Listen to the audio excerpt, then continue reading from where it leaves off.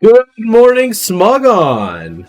Munnet here, and we are doing another SPL match commentary with my co-host Luthier. How are you doing today, man? I'm doing well, Manat. Thank you for having me. I'm really excited to commentate on this really high level gameplay that we have in my favorite tier, Sword and Shield. Yeah? So what are you thinking at this team preview? Yeah, just some quick thoughts. I'll go over Hayburner's team super fast because that's something that is more commonly seen in SS games. But we see a very common six or a very similar skeleton for sand. There aren't many variations with what mons you want to use. If you want to take a look at a very similar team, look at Sage versus Michael Derbesti in SCL2 semifinals, where Sage used the exact same team except with a Blaziken over Ferrothorn. So that just goes to show the type of stuff you can be running with sand. But even on this team itself, you can even be running like a support class with like T-Wave knockoff, and then you could be running Bantar or a support Tar with like T-Wave, Toxic, Ice Beam, Nasty Plot Rotom, or support Rotom. Drill is always going to be SD, Rapid Spin, and then, get Standard, Torn, and Ferrothorn. So that's what I'm thinking from Hayburner's side. And then on Sacri's side, I'm thinking something is going to be changed between Lele and Urshifu. One's going to be Scarf and one's going to be non-speed boosting. Then you have a standard like Spidef, Lando, dual dancing Moltres, Balloon or Spidef, Heatran, and then either a Specs, Band, or maybe a Spell Tag on Aegislash. Yeah, I don't really think we see Choice Band Aegislash too much these days. If you see a physically offensive set, it's going to be Swords Dance, but I do like the call out of Specs and Spell Tag. I think it's probably one of those two here. Generally speaking, I feel like Hayburner has a bit of a matchup advantage with having the Tyranitar and the Galarian Moltres. He has decent answers for everything Sacri has. Let's see how it goes. Leading off with Heatran against Tornadus, you see an air balloon on the Heatran. That is usually indicative of an offensive set to some extent, but these days you see a lot more diversity on like the EV set and spread of Heatran, whereas Tornadus is typically going to be using a pivot set with like Hurricane, Knockoff, U-Turn, Defog. You'll see Taunt sometimes, you'll see Toxic sometimes. Yeah, I couldn't have said any better myself. I think this Tran is going to be really crucial in trying to get some sort of status condition onto the T-Tar, which could open up a path for Moltres to break through. So for Hayburner, the best way to deal with this is to sponge the Heatran with the Rotom, because Rotom isn't really going to core break super hard in this game. It's better if you use a Rotom to check the Heatran. Right. Tornadus goes out for a U-turn, does not get burned by a potential flame body, which you do see on Balloon pretty commonly these days. Oh wow! And the Tyranitar gets burned by Will-O-Wisp. That's huge for the Moltres. They trade Stealth Rocks, and we see leftovers. So I think you said it perfectly, not even 30 seconds ago, that keeping the T-Tar healthy is super important versus Moltres. Moltres can snowball very quickly against teams like these. If the T-Tar goes down, that's the only way there's an ability to stop it. And as you can see at the end of turn 2, the T-Tar is lefties. So that means the lefties are no longer going to be available in the sense that lefties are going to be matching the burn. So this is a really, really great start for Sacri, and I think we should just see how things play out from here on out. Yeah, Hayburner should count himself lucky that it is leftovers Tyranitar, because if this was a Choice Band Tyranitar getting burned, it would be getting chipped down much quicker. I agree. All right. Heatran switches out of Tyranitar. Are we going to see an Ice Beam? No, we see a Thunder Wave. Great play by Sacri. Yeah, it makes sense trying to paralyze an aggressive switch to Urshifu. Clefable comes in on the U-turn from Landorus, dealing Rocky Helmet damage. That's notable. Yeah, that's very good to know that this isn't Life Orb Clefable. Life Orb Clefable is almost always going to be just like a really serious threat to any single team. I know Sacri back in SS, he liked to run like no Moonblast too. He ran CM with Ice Beam and Thunderbolt. Then you can also see some CM, Moonblast, Thunder, Moonblast, Flamethrower variants. But yeah, in this case, we really just don't know much. Rocky Helmet is one of those items that's going to always be running Clefable alongside lefties, so you really just don't know. Yeah, that's very notable for the Urshifu. If it doesn't have the protective pads item, it's gonna have to worry about taking a bunch of damage when it surging strikes the Clefable, as that move does hit 3 times.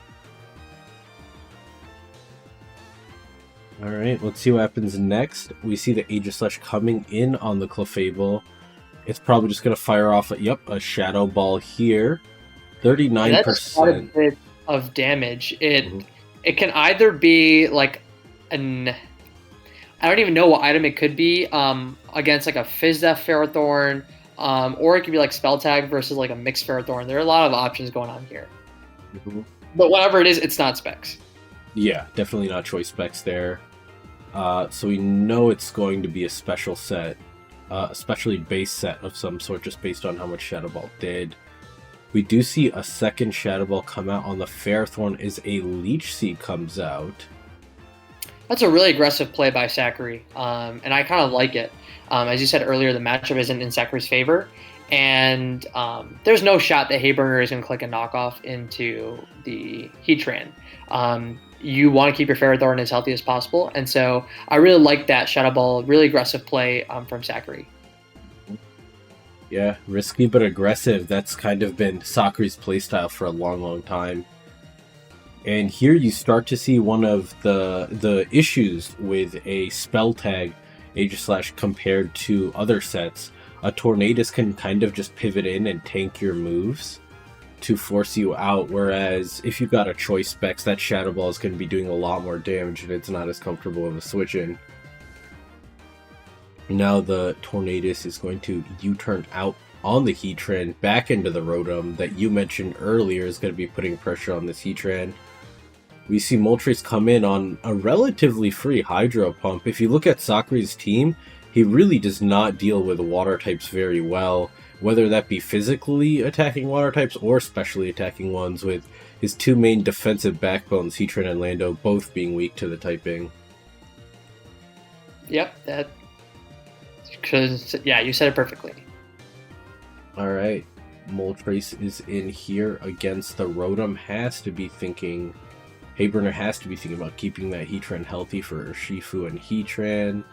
And he switches right out into that leftovers Tyranitar to start getting some Sandstorm ship damage on the Moltres. And he switches out into Clefable on a second Fiery Wrath. Aggressive play from Sacri there. Yeah, I kind of like that play from Hayburner. It's a good mid-ground. Going for Hurricane there by Sacri is a pretty ridiculous thing to go for. It doesn't particularly make a lot of sense. But this way, you can passively Sand Chip down the Moltres through Berserk, where you're not activating the +1 special attack that it gets as its ability. And also going hard into Clefable covers a potential double from Sacri's end into the Urshifu. So I really like this mid-ground by Hayburner. So wonderful play by Hayburner on that end. Yeah, I couldn't say it better. That was an awesome play. I feel like this is really when you get to these higher levels of play. These are the plays you make that you don't see elsewhere, where the easy play is to just stay in and take advantage of your good matchup against the enemy, but you make a second switch to cover multiple options and keep that momentum up. Alright, we do see a Hurricane Miss come out, but Hayburner does click Soft Boiled, so not too impactful there. Hayburner is going to switch back out to that Tyranitar on another Hurricane. As you mentioned before, the burn is keeping it low as it's not consistently getting healing with leftovers. Another Fiery Wrath comes out as the Tyranitar hits itself in confusion. We see the Moltres switch back out into Landorus as the Tyranitar is able to break through confusion and do a little bit of damage with Rock Blast. Perhaps holding a loaded dice a generation too early there with the 4 hits. Sacri doubles into Aegislash on the switch to Clefable. I really like that play. I feel like it covered pretty much everything Hayburner could do there. Yeah, I think that was a super sick sequence of turns by Sacri. The going for the Fire Wrath against the T-Tar once it was confused, I even agree with that play as well. Some might be thinking, yeah, he got a bit lucky with the flinch, but at the same time, he's playing with the flinch odds, he's playing with the Rock Blast miss odds, he's playing with the confusion odds. All in all, it doesn't even look that bad for Sacri. On top of, Hayburner having to hit a multi-move Rock Blast versus Moltres and all of that, which realistically isn't super likely. Now, that being said, one thing to note is that the previous turn, Sacri could have even done the same thing again. And the reason is because Sand had worn out, meaning that the Spidef boost on T-Tar was no longer available. And taking that damage, those 4 Rock Blast hits, even from a burned T-Tar, did about 15-16% to that Landorus, which in a Sand matchup where the only real answer to an Excadrill is a Landorus, you have to be very careful about letting your Landorus take that damage. So I really like this double that Sacri made, trying to keep up more pressure because this is not something you can afford to let loose on. Yeah, between Stealth Rock damage and Rock Blast chip, the Landorus is at 56% now. You have to be afraid of that Excadrill. It's such a big threat. Alright, we see the Aegislash come out, click Flash Cannon on the switch to Tornadus. It does a paltry 46%. King Shield does come out here. You'll oftentimes see Shadow Sneak on some of these teams as a way to pick off a weakened Dragapult, or even a Tapu Koko that has just switched into a Shadow Ball and been left low, but we do see King Shield here for a bit of defensive utility.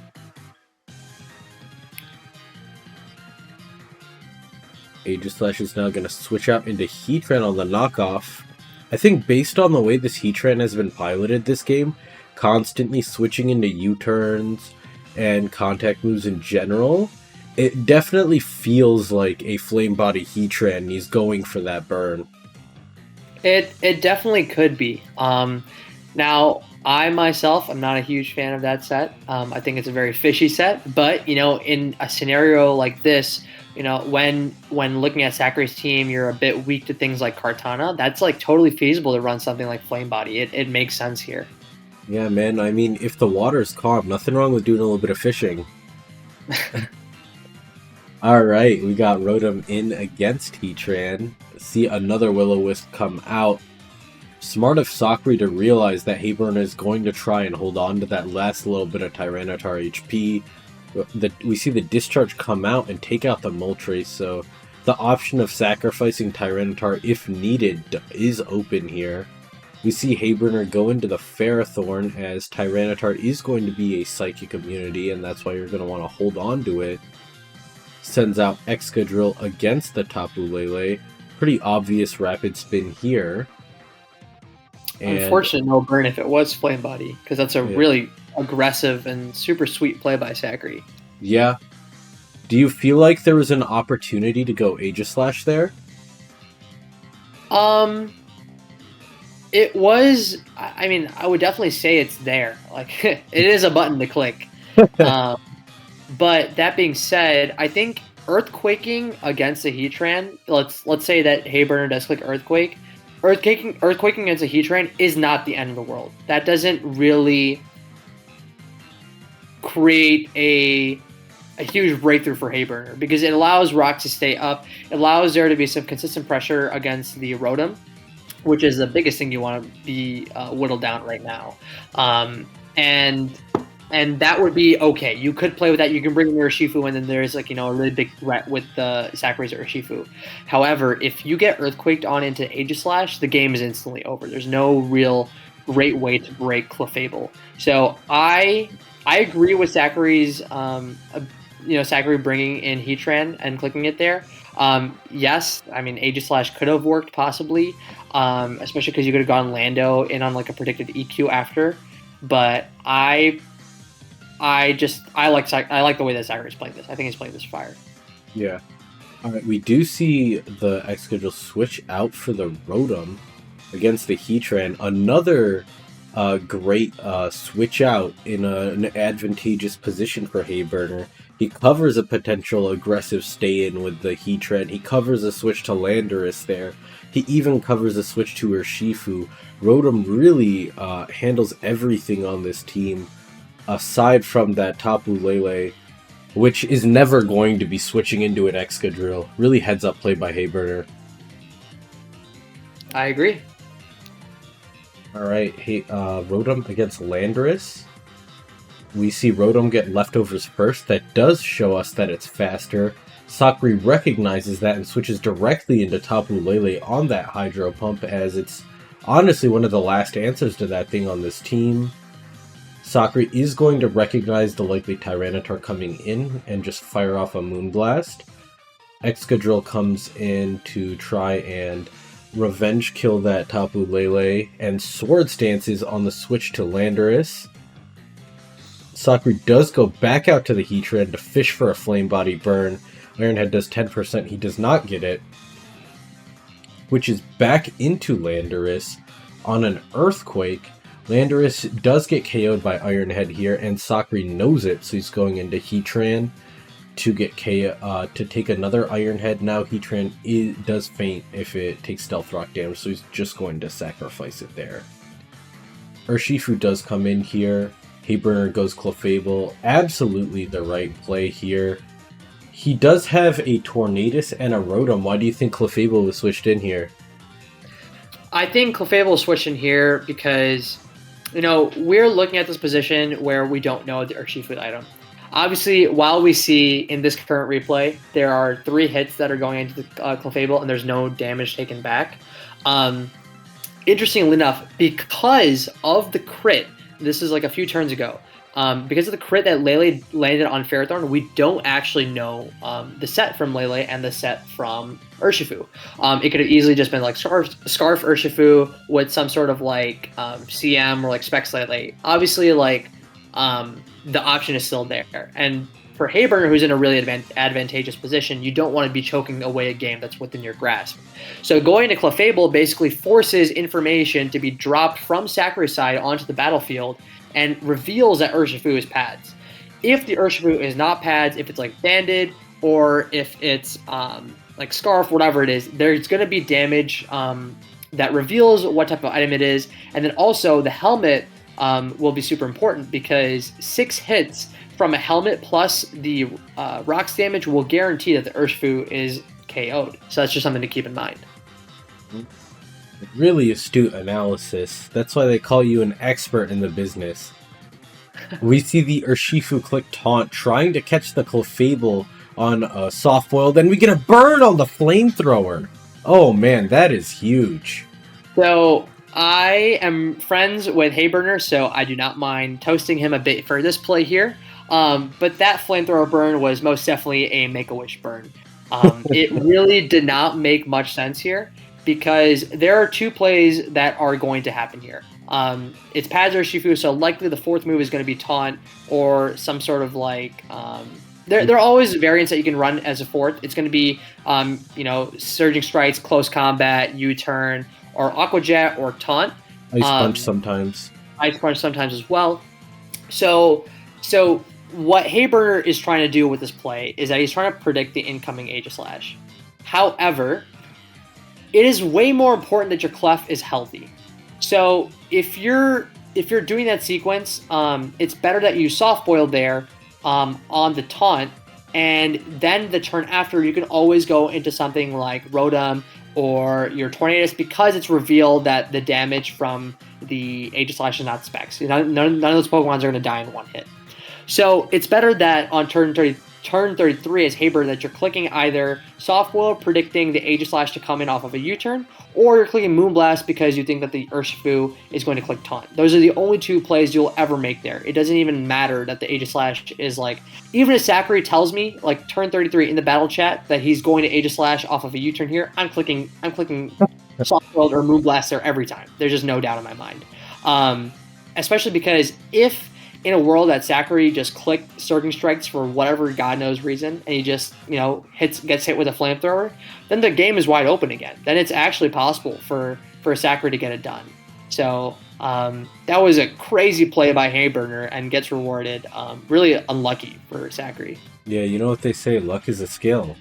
We see Urshifu go into Aegis Slash on a Moonblast. This time, I feel like you almost want a Flamethrower there if you get the burn, because the Urshifu's not a threat anymore. I'm going to double cook Hayburner here, and I'm going to tell you that if you're going to make a play, you better commit to the bit, you know? The end's gotta match, you know, what you stick to. So I personally would have clicked Flamethrower there again if you're going to stick to it, but, you know, it doesn't matter. This game is so over after the Flamethrower burn. So yeah, now that the Urshifu's not a threat, Hayburner just has too many threats, and Sacri's only thing resembling a threat at this point is Tapu Lele, which is at 16% against a full HP Excadrill and a healthy team. Rotom is going to come in to tank this Aegis Slash hit. I do like letting the Rotom go down and keeping the Tornadus. I feel like this was the correct play. And Sacri does try and catch the Discharge with Lando. Yeah, I don't think it makes too much difference, but I think a lot of, and you can keep the replay going. We're just going to talk over the last few turns. I think it's really crucial that you keep sacrificing Mons in the end game. Like, for example, here, you don't want to let your Rotom die to a CC. It's always better to go into Tornadus or Clef, and, you know, wonderful play by Hayburner. Tornadus is always going to be really, really great here. And here you wanted to, like, sack Rotom or Clef, and then bring in, yeah, perfect. This is like textbook endgame by Hayburner after the Flamethrower burn. This is exactly what you want to do. The Lele is in a range where it's never going to be able to come in after rocks as long as you don't let the Landorus defog. And Hayburner is doing just that. He's not letting the Landorus come in for free. The Iron is always going to kill Spadef Landorus even at -1, and that's how the game is going to end. So all in all, I think something to keep in mind is, yeah, we're sitting here with hindsight 2020, and we're looking at this game after it's already ended. But, you know, this is going to be the way that a lot of games go, where it's really, really high-level gameplay. Like, something to keep in mind is both these players were at the top of the SS pool prior to this game. And, well, both of them are still at the top of the SS pool after this game. So I think that it's really easy to look at replays from this angle and be like, yeah, this is a misplay, this is a misplay. But with the pressure and the situation that these players have put in, I think Sacri did a phenomenal job trying to claw against this like really hard matchup, and then Hayburner did a fantastic job in closing out you know, the little chances that Sacri did have. So really bravo to both players, and I'm really excited to play both of them hopefully later this season. Yeah, you can really tell from this game, even though he made a couple misplays, why Hayburner's record is at the top of the pool this season. To maintain his matchup, he didn't just go for like the obvious plays that would cover the current matchup he's got. He went for these mid-ground switches that kept up the momentum and forced progress in the game, and ultimately forced Sacri to sacrifice Pokemon when he may not necessarily have needed to do that, such as that Rotom mid-ground switch or the Clefable mid-ground switch, and you really saw it pay out in the endgame when he was up on sacrifices and Sacri's whole team was chipped down. Yeah, that was beautifully put. But yeah, you want to close it out? Yeah, absolutely. Thank you so much for watching this Smogon replay analysis. If you want to catch more SPL action, we are regularly uploading videos to this channel, and we are uploading live coverage from our Sunday streams on the Smogon U Twitch channel. Our streams are every Sunday at 11 a.m. Make sure to like the video if you did. Comment down below what you thought about the game and subscribe. Have a wonderful day. Go Tyrants!